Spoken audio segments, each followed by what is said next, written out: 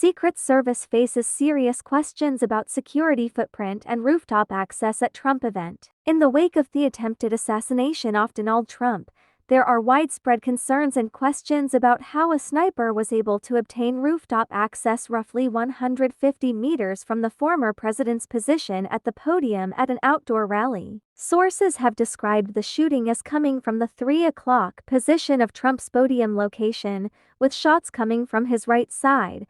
Seconds after gunfire rang out, Secret Service counter-assault snipers began shooting the suspect, who was found on top of a roof. Notably, the shooter's location was outside the security perimeter, raising questions about both the size of the perimeter and efforts to sweep and secure the American Glass Research Building, and how the shooter was able to obtain rooftop access. President Joe Biden said Sunday he has directed us Secret Service Director Kimberly Cheadle to review all security measures for the Republican National Convention. I've directed an independent review of the national security at yesterday's rally to assess exactly what happened, and I'll share the results of that independent review with the American people, Biden said. Law enforcement sources say that part of the aftermath will include a review of whether the Secret Service had enough assets to protect Trump days ahead of officially becoming the Republican presidential nominee, and whether procedures were followed to conduct security sweeps of the building that offered a vantage point for the alleged shooter. Foundationally,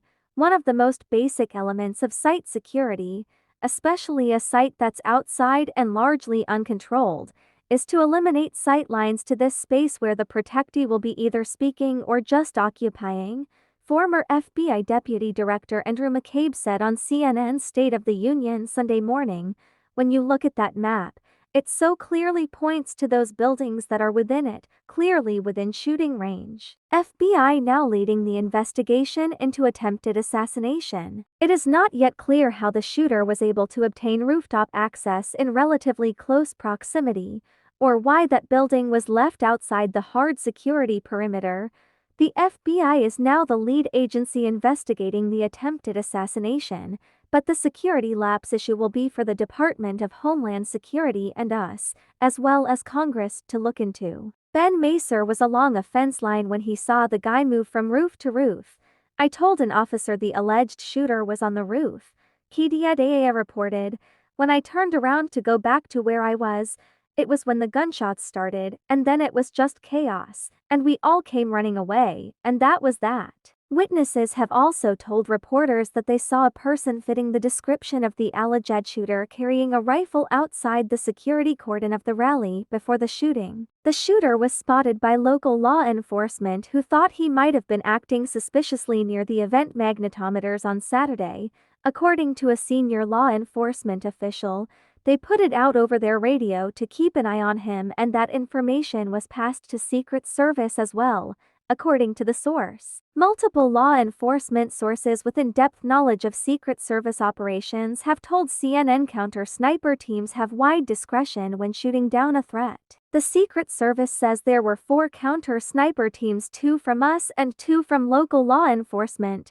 The agency says that, at the time of the shooting, Cheadle was in Milwaukee, where this week's Republican National Convention is being held. Calls from Congress for probes into security failure. Republican and Democratic lawmakers are already demanding answers from the agency on the security. House Speaker Mike Johnson voted a full investigation of the shooting, featuring testimony from us, DHS and the FBI, and 2 Republicans on the Senate Homeland Security Committee have also called for an investigation. House Intelligence Chairman Mike Turner, on CNN's State of the Union, likewise said that Congress had oversight, scrutiny, and responsibility, and said there was a failure of the overall broader net. House Homeland Security Chairman Mark Green held a call with Cheadle Sunday afternoon, pressing her on what led to Saturday's security failures. A committee source familiar with the call told CNN, Cheadle committed to providing requested documents to the committee promptly, as able, per the source. Green also detailed the information requests he has with DHS Secretary Alejandro Mayorkas, which include US communications and documents surrounding the rally.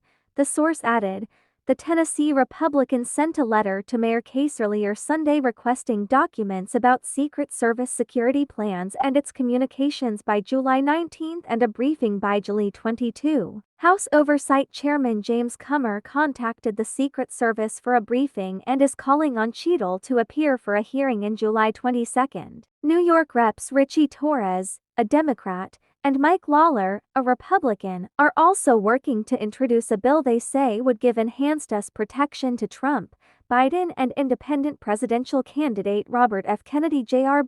As reports continue to emerge, it's clear that more protection is needed for all major candidates for president, the pair said in a joint statement provided to CNN. In a separate scathing letter to the Secret Service director on Sunday, Democratic Representative Ruben Gallego said that there was a security failure at the highest level, not seen since the attempted assassination of President Reagan. "This cannot happen, and I demand accountability,"